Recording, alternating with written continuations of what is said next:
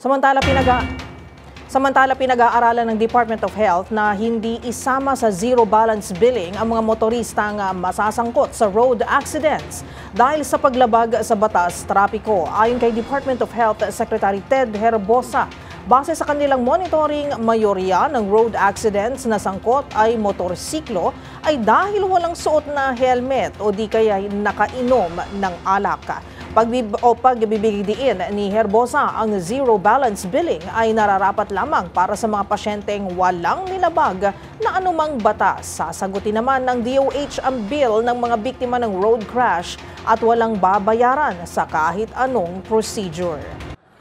Uminom ka, nag-drive ka, you end up in my emergency department, you end up in my trauma team. You answer your phone while driving, you end up in my emergency department. If you're lucky. The problem is 13,000 a year are not lucky. They end up dying in a road.